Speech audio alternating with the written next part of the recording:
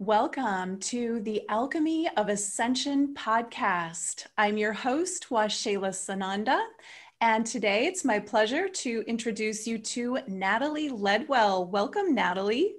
Hi, Washayla. How are you, darling? Good to see you again. Yeah, it's so good to see you too. And I've been looking forward to our conversation today.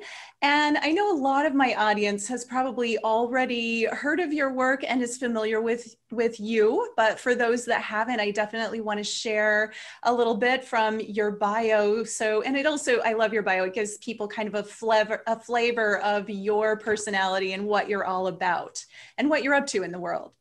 Right. So Aussie, Natalie Ledwell is a risk-taker, nonconformist, rule breaker who believes nothing is impossible. She's a motivational speaker, best-selling author, law of attraction guru, host of The Inspiration Show and Wake Up TV, co-founder of Mind Movies, and don't forget, podcast host of Not Over, Just Different. Over the years, Natalie has owned several successful businesses with her partner, Glenn, traveled to all corners of the world, eaten scorpions, bungee jumped, skydived, hang glided. One of her life's mottos is, "I'll try anything once and twice if it's good." I love that. So over the last 7 years, Mind Movies has touched the lives of over 5.8 million people. That's mind-blowing in itself. And the success stories keep rolling in. And I definitely do want to hear some of those success stories because just so people know, one of the way that I learned about you, Natalie, is through Dr. Joe Dispenza advanced course work. And you used to go to a number of them, and I met you at several years ago. I don't know, do you still go to those in person at all? Well, he's only resumed doing the events probably November of last year. And I just 2 weeks ago got back from the one in Cancun. Oh, wow. 1,350 people all together for that event. So wonderful. It's a vision of what is possible post-COVID. Love it. It really is. Yeah, I got to go to the one in Fort Myers. I'm in Florida. That was easy for me in January. And I had several friends at the Cancun event. They said it was amazing. I didn't realize you were there. So how fun. And yeah. Cancun's so wonderful. Anyway, just to be present there. If you wouldn't mind, just for those who don't know about Mind Movies, would you describe what it is about and how you came to create Mind Movies? Yeah, so I had a monumental moment of frustration back in 2006.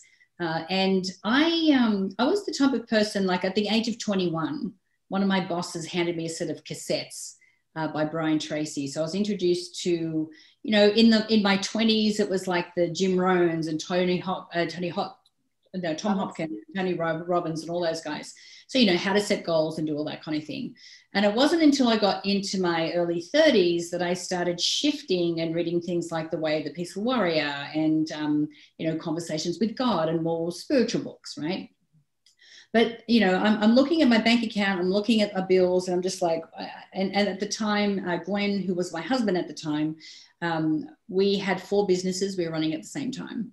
And we just still couldn't make ends meet. I'm like, I'm missing something here. Like, what is this? Obviously all the conscious work that I was doing, the setting the goals, making the plans, doing all those kind of things, it just wasn't working. I'm like, I'm missing something. And then a friend of mine suggested that I buy a DVD online called The Secret. So that's when I learned all about the law of attraction. And I'm like, whoa, okay, now I get it. And what it also did was kind of marry the spiritual books that I'd started to read with the technical stuff. And I'm thinking, right, because when we talk about law of attraction, what we're doing is actually leveraging God or leveraging the universe and kind of helping to influence and positively influence the outcomes in our life with taking a lot of the heavy load off doing the actual conscious work, getting the nuts and bolts done. So of course, not long after that, a friend of ours showed us this little movie that he'd created, which was PowerPoint slides with affirmations on them. And in between the PowerPoint slides was photos and then music. This was his version of a vision board to make it easy for him to visualize and see himself, you know, already in this future. And then not long after that, he approached Glenn and I and said, look, let's go into business together. Let's set up a website.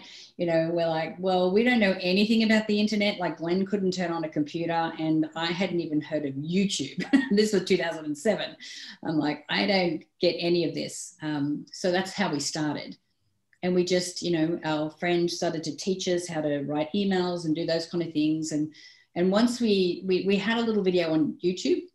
And once we started getting all these emails from people saying, this is absolutely changing my life. I'm like, all right, guys, we need to get serious about like this. How do we figure out this internet thing? And of course, then we were all in.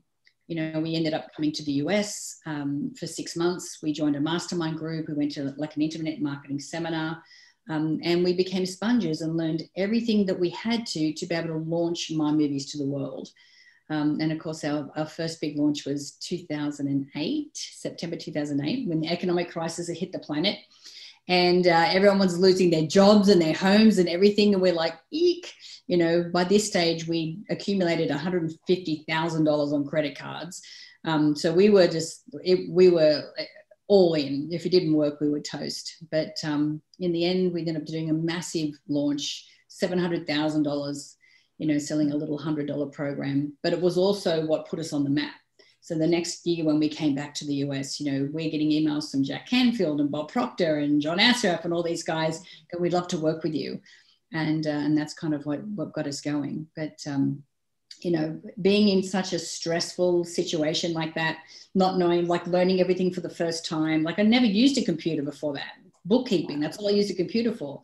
And so, you know, making sure that we had our own mind movie for that launch, making sure that we were doing all the practices that we needed to do, like doing our meditations, doing the visualizations, making sure that our frequency was high throughout that whole period, because believe me, everything that could go wrong went wrong. But what kept us going was our practices and the belief that we knew that we were doing something that was going to make a contribution.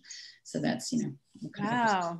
That's amazing that you were able to launch that with no previous experience or background in internet technology and marketing, because it is pretty, you know, I know a lot of people are still challenged today with, it's not difficult, but you kind of have to go through a process to create your online mind movie. And I know you show up and help people in person at the events, which is great. So that's incredible. What a story. And I think really case in point is that you were walking your talk and doing the mind movies along with the launch of mind movies, which probably really helped it skyrocket because you were really being authentic. Yes. Yeah. And I think that's, for me, it's exceptionally important. You know, if you are a transformational leader, if you're a person of influence that is teaching this kind of information, you have to be authentic. You have to embody what it is that you teach. And I think that when you don't, it becomes very apparent. You know, on the internet now, it's very difficult to hide, and people can sense inauthenticity very quickly. So for me, it's like, no, I have to walk my talk. Otherwise, I don't feel like I'm in alignment, you know. Absolutely. I love that. I know for me, you know, I've done lots of mind movies over the years, having been to many events. Every time I go to a new event, I'll make a new mind movie. And it's so fun when a slide from the mind movie comes true, you know, almost exactly as I put it in there. The most recent time that happened was I was after Dr. Joe. I guess this one was the one before last, so a little while ago, but 2 years, less than 2 years. And I was going to Hawaii. I had a slide in my mind movie that I had never swam with wild dolphins. And I really wanted the opportunity to do that. Right after the event, I went to Hawaii, met my daughter, and the first day we were there, wild dolphins, lots of wild dolphins showed up in the bay near where we were. We got paddle boards and got to go out and swim with them. And I mean, there must have been hundreds it was just amazing. And, you know, to go, it was just straight out of my mind movie. And I'm like, wow, that was almost like instant manifestation. I had no idea it would happen so quickly. And, Yeah. and it was such a surprise and it's just so fun. Well, and that's the thing, and I hear this over and over again, how people will create their mind movie, and with a mind movie, yes, the end result is powerful, but what the most powerful part of that process is actually sitting it down and getting clear about what it is that you want. Mm-hmm. Because, you know, if we go, look, I just want to be happy, you go, great, but what does happiness mean to you? You know, I want to be financially free. You go, great. Well, what does that look like for you? And when you get very clear about that, not only does it give you somewhere to work towards, so you've got a number, you've got a relationship, you've got a health goal that you're working towards, but you're starting to already go, okay, but when I get there, this is what it's going to look like.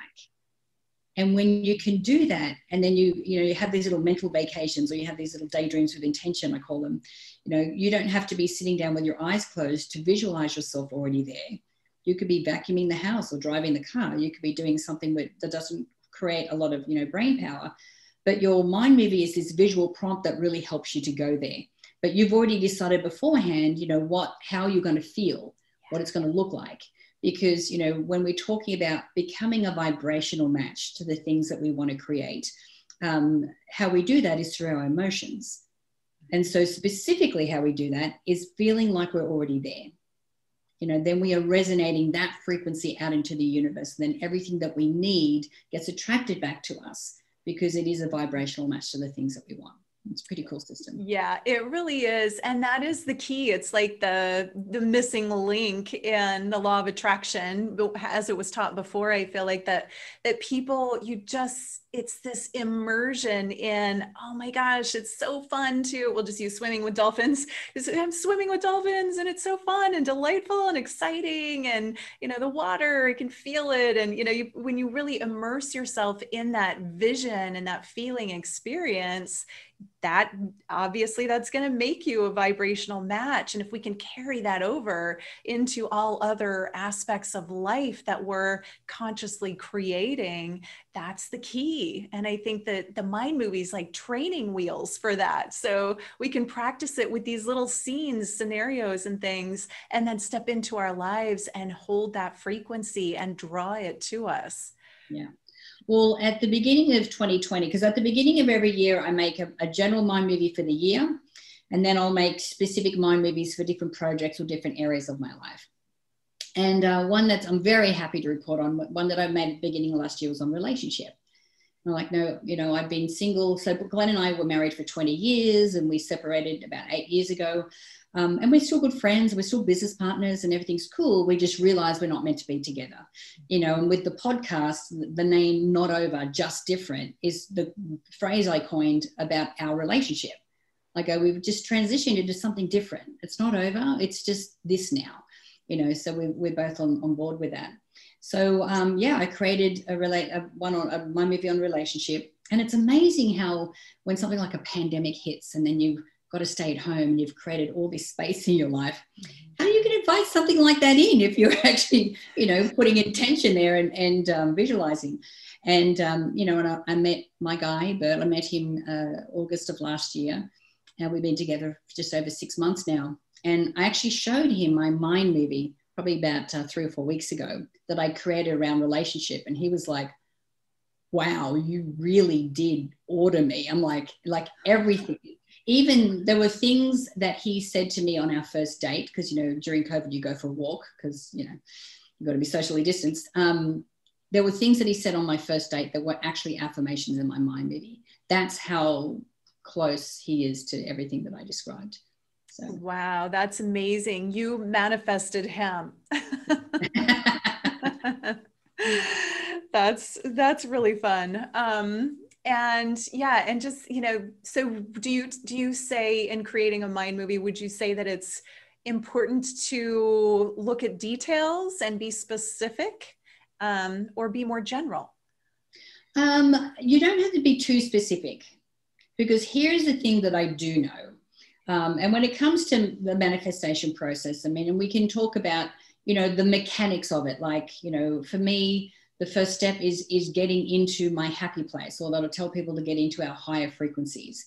And our emotional high frequencies are things like happiness, joy, gratitude, pride, accomplishment, courage, you know, all of these high frequency emotions that keep us in flow and open up the channel between us and God, or us and the universe, you know, so that, you know, things start to show up for us that we didn't even know we needed, you know, so that we're sort of in that, we live there. And when the more that we can live there, the better that is. And it also means that, you know, when we're looking at creating a mind movie or thinking about our future and the goals that we want to achieve, if we're only focused on the pain or the loneliness or the heartache or the, you know, the debt or whatever it is that our current situation is, then that's all we see.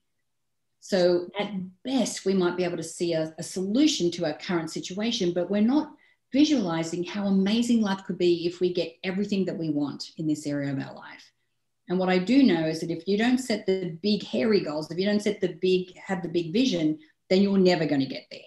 You know, we have to see it first and we have to feel it first. You know, and then, you know, you set an intention and it's like you draw a line in the sand and go, right, this is happening no matter what, I'm committed to this. This is going down. Then you create something like a mind movie or a vision board.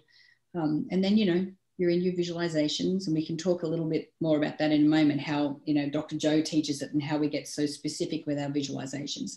Then, of course, you're taking action. But then the last step, which for me is probably the most important step, you know, after you've done this first 5 steps, which is like the mechanics of manifesting, is the surrender. Mm-hmm. You know, and this is where we have to surrender to a point where we trust, understand, and know that it's done, that God is sending us everything that we need and everything that we want, and probably something better than what we want. So if we're too tied down and married to specifics and details, like it has to look a certain way, it has to show up a certain way, it's got to happen within a certain timing, then what we're doing is we're shutting off the flow between us and God. You know, we're shutting that down. And what we're also doing is we're limiting, you know, like all these different things that could be coming up in our periphery that are going to help us. We completely miss them. You know, God is sending us stuff all the time. You know, God's plan is for us to be, you know, happy, like we're fulfilled. We're these spiritual beings having this human experience. And when we understand how to leverage that, then we can truly have an incredibly passionate, amazing, fulfilling, and meaningful experience. If we're open to, you know, having that trust and that belief that everything is going to happen in divine timing exactly when it's supposed to. And, you know, what may show up may not look like what we thought it was going to, but more often than not, it's better. Mm-hmm. You know, because what we set for ourselves is only based on our life experience up until this point. But there could be something that's way better out there. And you know, I've kind of released and surrendered the fact that maybe God knows a little bit more than I do. So, you know. Indeed, right? Yeah, I love that you spoke into, you know, our connection and opening to the connection and surrendering to the connection to the divine or to God. I feel like, you know, like mind movies are an avenue to help us open into that flow. And I was just listening to this podcast this morning as I was getting ready for the day about, it was really beautiful. I don't remember, it was one actually I found on YouTube, but it was really lovely. And sorry, I don't have the name, but if I find it, I will, I can put it in the notes. But it was about opening that the divine, that God, that is what we are. And the only limitation, the only way we could ever possibly be limited is by ourselves and our own mind. And that this world is pure opportunity, pure potential, and anything we allow ourselves to have, there's the surrender piece, is available to us. We just get to open the door and allow it and receive it and be in that flow and receivership. And I think so much about that gets in the way is our self-worth, our belief that we're not worthy of having those things or whatever limiting conversations we have going on internally. and we outpicture those. So I love that this is really an opportunity to open up to our own possibility, our own divinity, our own connection, and believe and trust. Wow, I'm, one with the Creator. I get to have anything I choose. And, let's make it visual and emotional and feel it and see it and play with it. Yeah, I know. I call mind movies a gateway drug because it's like when people find us online, because when it comes to the internet marketing thing, Glenn, my partner, that's his passion. So we're everywhere. So if you're looking for this kind of information, you're probably going to find us. But we're the first step. And for a lot of people, when they're looking for this kind of information, a lot of people that come into our community are struggling with life. They're like, why am I still struggling? Why they were where I was back in 2006. And so when I can teach them these different techniques and they use a tool like mind movies, and they start to see that when they change the way they think and they can elevate the way that they feel, that they can really positively influence the outcomes in their life. It's like this bing, you go, whoa, okay, well, if this is possible, what else is possible? And that's when, I have a lot of people who, maybe through our community, we'll do podcasts like this, or we feature, other speakers. And then they go, wait a minute. Yes, as a child, I remember I used to be able to communicate with the dead, or I used to be able to talk to animals, or I used to be able to, and all these other gifts that they had that a lot of people suppress because, when they're young, they're told this is not good. So they go, okay, I'm going to hide it. But then as they get older and they come across our community and some of these teachings and they realize that there's more, it kind of sparks something. And then they start to go, okay, I need to investigate more down this road, or I need to investigate down here, because something will light, something up in them. You go, this feels familiar. This feels good. Let me investigate more of this. Yeah. And so I want to kind of veer courses a little bit. And you talked about the struggle that people are going through. And I know particularly now during, this phase of the world that we're in, a lot of people's relationships are really challenged. And you and I have something in common. And that is that we did conscious uncoupling from our ex-husbands, and mine more recently. And yours was even before, I think, the book. And that wasn't really a thing people talked about if it was 8 years ago. Maybe it was, I just wasn't in that world then. But I'd love to hear, do you have some advice for people that are stepping into that possibility of separating or divorcing, and they want it to go well, they want to be conscious about it, and yet it can be really tricky? Yeah. What advice do you have? Well, I think by the time that Glenn and I got to the end of our marriage, we both realized and admitted that it was, that the romantic part of it was over, and it had been for a while, but I think too is that we don't look at our marriage as being a mistake. We don't look at it as a waste of time, because there was, so much that I learned and grew, and, and we, especially 20 years, that's not a mistake. That's, but we did make a commitment to moving through that whole period, still maintaining our love for each other, our respect for each other, our commitment. And our commitment was to making sure that we could navigate through in a good way. And we wanted to make sure that we maintained the company, because I'm like, my movies, what we're doing here is too important for us to lose, because our relationship is over. That doesn't have to be that way. And so when we kind of started down that road and had set the ground rules of what we wanted and the final outcome, like we do with a mind movie, this is the final outcome, this is where we're heading, then it was easy for us to kind of be in that. And I was so grateful that that takes two people to be able to maintain that, not just one. And so Glenn and I, even now we're with our different respective partners, we'll go on vacations together.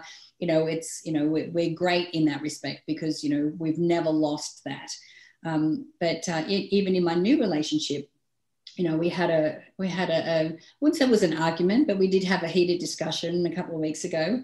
And what I find is that when you're being triggered and you're, speaking from a place where you are emotionally reacting, that's a big indication that this is coming from a program. This is coming from something that's like deeper than, you know, what's happening in the conversation. And so for me, I always like to go, okay, I can feel myself getting angry. I can feel myself getting triggered.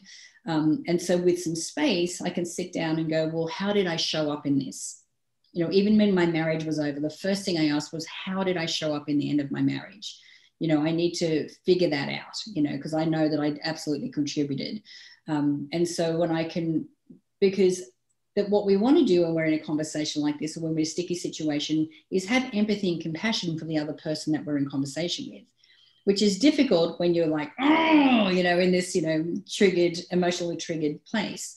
And so, you know, with space, I could go, okay, I can see where this is coming from. I understand where it is.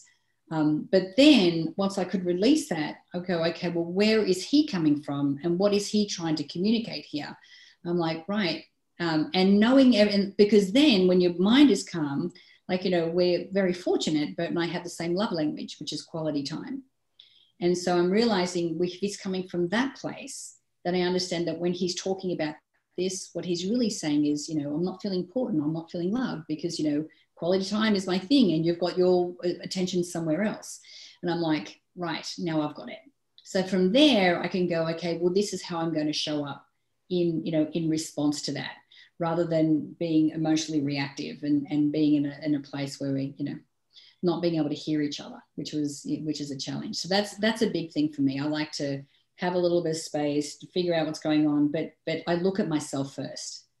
Mm-hmm. Because if we are always in the conversation, like at the end of my marriage, Glenn got the blame for everything. It was his fault that I was overweight, that I couldn't shine, that I was being held back, you know, and of course then we broke up and I'm like, oh, well, I can't blame him anymore. So I suppose if it doesn't happen, it is totally on me. And then from that place, I can go, right, now I can do something about it.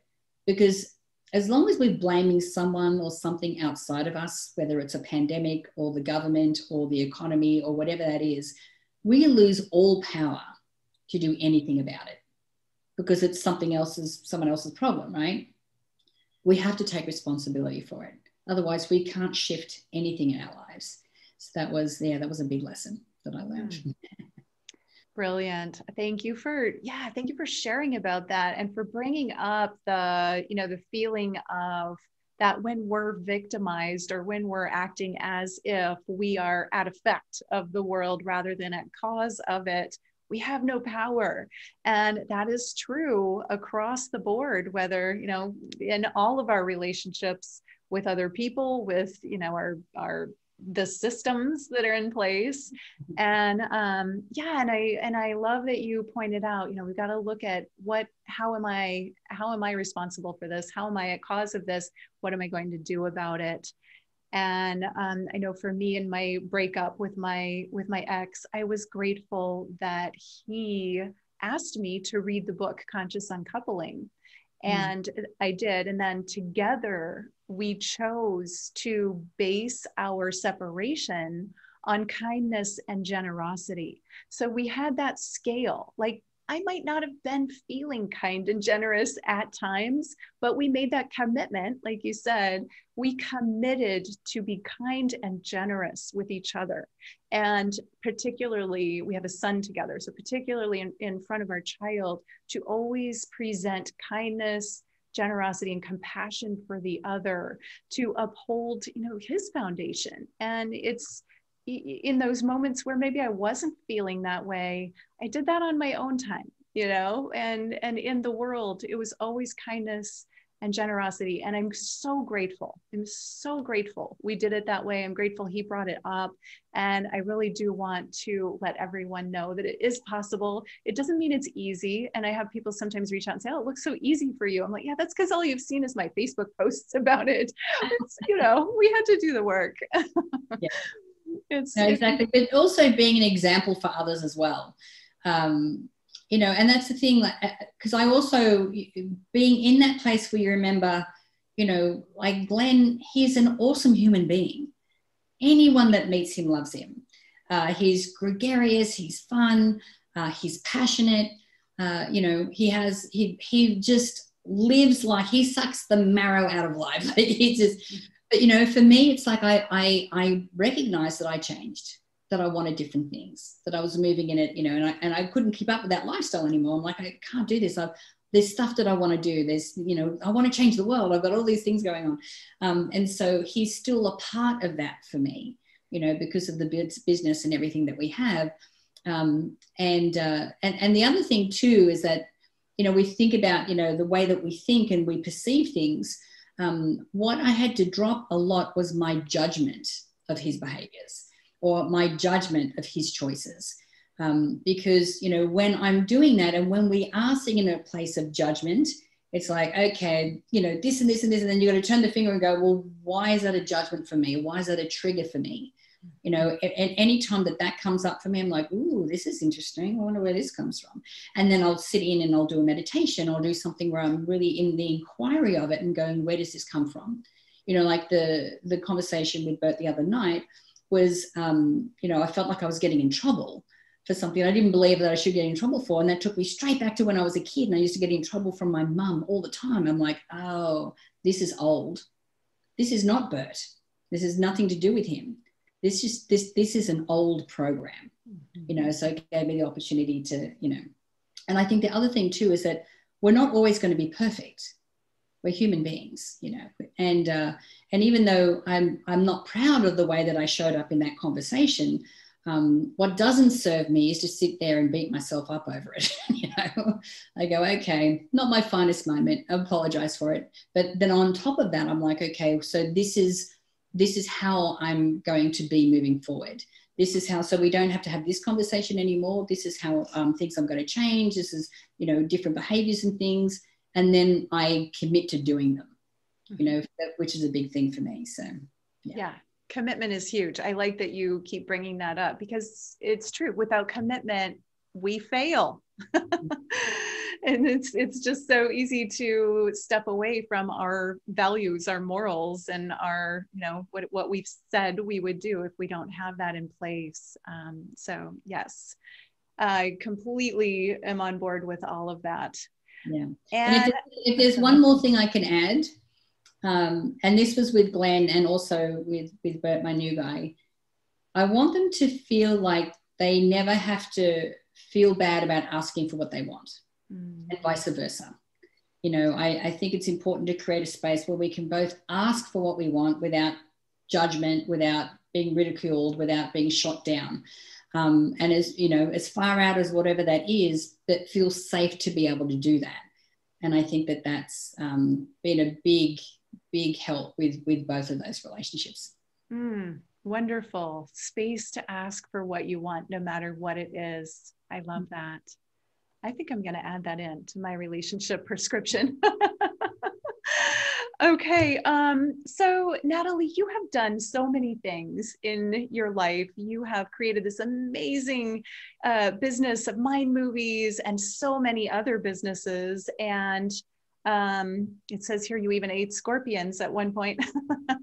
But you've had, you know, powerful relationships, and you've been uplifting to so many people in the world. I'd love to know, what are you the most proud of in your life? Oh, okay. That I think, there's a number of things. I mean, at the moment, you know, I'm obviously created this social emotional learning curriculum for schools, you know, and I'm very proud of what I have created with my colleague. You know, we're working in schools here in the US. We're looking at doing more here in the US in the new school year. So I'm very proud of that. But I think what I'm most proud of is my commitment to always wanting to evolve, or always wanting to expand and you know, and learn and, you know, step into that next level. You know, if I have an argument with Bert, at the end of it, I feel like I'm so happy that we had that discussion. I'm so happy that we were there, because now, you know, I feel like I've up leveled, and I feel like our relationship is on another level. And so, you know, it would be easy for me to go, right, law of attraction's it. I'm the queen of law of attraction. But I think for me to be an effective transformational leader, I have to be committed to my own development all the time. You know, I have a personal coach that I'm committed to working with at least once a week. I've just, signed up for a new course, and I'm like, okay, let's do, like, for me. And I always, even when I do that, I go in with a beginner's mind. I don't go in going, this is just an empowerment course, I know all about this, because then I miss out on all the little nuggets because I'm already closing myself off for it. So, being committed and being open to always learning and always expanding, I think for me is probably the things I'm most proud of. That's beautiful. And that truly is the recipe for ascension, the commitment to always continue learning and evolving and growing and expanding. That is perfect. And I think it's also what makes life worth living and makes it fun. Yeah. It never gets boring. There's always another level. That's the cool thing when it comes to anything. That's true. That's true. There's always an opportunity to level up no matter where you're at. There's always another level. And if there wasn't, we wouldn't be here, I don't think. So beautiful. Well, we are coming to the end, excuse me, of our time together. Is there anything else that you would like to add that maybe I forgot to ask or didn't ask? And also, I do want to make sure that I tell people how to reach you. So don't let me forget that. Yeah. So I think that especially when it comes to spirituality, spiritual practice, yes, we are human, but we are spiritual beings having this human experience. And when we can remember that, and we can merge the two, like I know that, Glenn and I were serial entrepreneurs, and it wasn't until we kind of married in this connection with the universe and with God and all the law of attraction principles and things like that, that we had mega success. When we're just stuck in the humanness of everything, I mean, that's great and we can get through life, but what makes life like so passionate and amazing and exciting and adventurous and curious is our connection with God, is this spiritual practice. So which is why things like, meditation is non-negotiable for me. This is why, when I look at, all the things that we do that we combined with our business know-how, this is what gives us the extra leverage. So, making sure that I'm committed to that is a big deal. Beautiful. Thank you. And how can people find you? I know you have more than one website, so feel free to share. Yeah, so the main website is mindmovies.com. So at mindmovies.com, you can get access to the podcast. We've got a lot of, free Mind Movies there. You can have information about all of our programs. Like I said, Mind Movies is just the beginning. It's just the gateway. And then if you are interested, if you have a school-age child and you're looking at having a social emotional learning curriculum, committed to the school, then if you go to personalgrowthstudies.com, you'll be able to find out a whole bunch of information. You can reach me through there. Wonderful. Thank you so much. It's really been a pleasure to have you on today, Natalie. I love what you're about and I love what you're creating in the world. And now more than ever, education, emotional education for children, that is a very empowering thing to be into. So thank you for doing that. I really appreciate you. And I encourage everyone to go check out mindmovies.com and see all the amazing things that Natalie is creating. And with that, I'll end there. So thank you everyone for watching. Have a beautiful day or evening wherever you are, and namaste.